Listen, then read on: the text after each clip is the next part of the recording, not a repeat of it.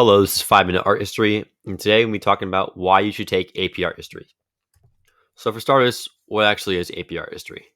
AP Art History is an advanced level high school course that covers about 250 artworks throughout all of human history.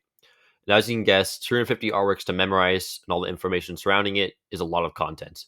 However, the difficulty really depends on your teacher. If you have a chill, easier teacher, it won't be that bad. If you have a hard teacher, it can be very difficult, you know.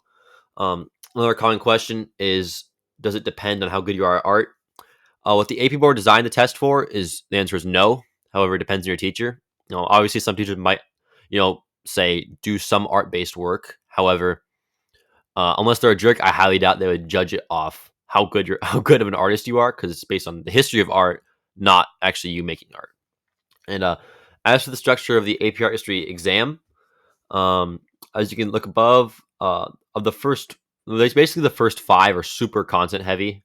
You can see they make up a massive percent, especially these four right here, and then the last one's also pretty large. So and they're not all evenly distributed. Most of the work will be on these four, but yeah, in general, yeah, it's a little uneven, but you'll have to know all of them to some degree, but some a lot more than others. And the actual AP exam consists of 80 MCQ questions in 1 hour, which makes up 50%, and then the other half is 6 FRQ questions in 2 hours. Now I'm sure you're looking at it. If you've taken any AP history course, you know that MCQs are pretty hard. However, these aren't the same really as the other history MCQs. They're easier, they're quicker. They're not obviously 80 in an hour is a lot more than you'll see on APUSH or AP World or anything like that. So now moving on, why you should actually take this class. Starting off with the boring stuff, it's very useful for college. I mean, pretty much every AP is, but for this one, it gives credits for AP Art History, which can be very important because some schools, especially the art-based ones, will probably highly recommend or actually make you take an art history course. And as you can guess, 250 works in college to memorize is not fun, because you already have so much work. You want to have freedom to do stuff. So get it done in high school, and you can move around that.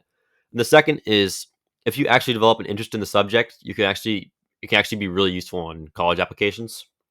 So, for example, all of college apps will ask you, what was a class you took and how did it impact you?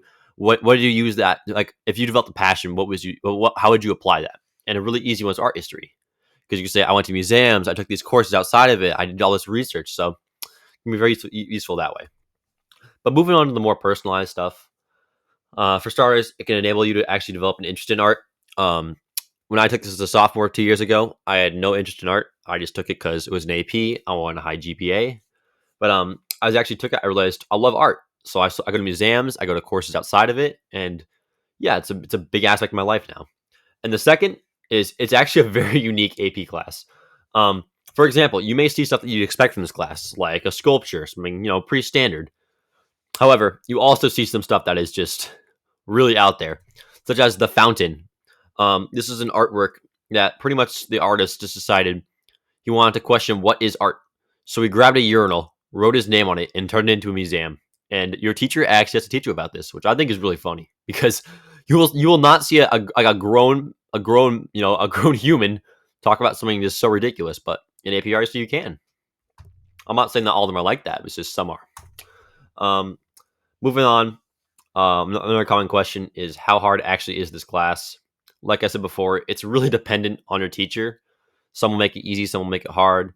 But I will admit, the class has a lot of content, so it can be difficult. I mean, for example, of these 250 artworks, so I remember when I took the AP exam, so one of them literally asked me, showed me an artwork and asked me what around what date was it made. So you have to know dates, you have to know periods, stuff like that, which is hard to know. However, though, there's a solution. I'll be creating a video on all 250 artworks in the curriculum, along with review videos and videos on key movements. So in conclusion, let me carry you through AP Art History. Subscribe now.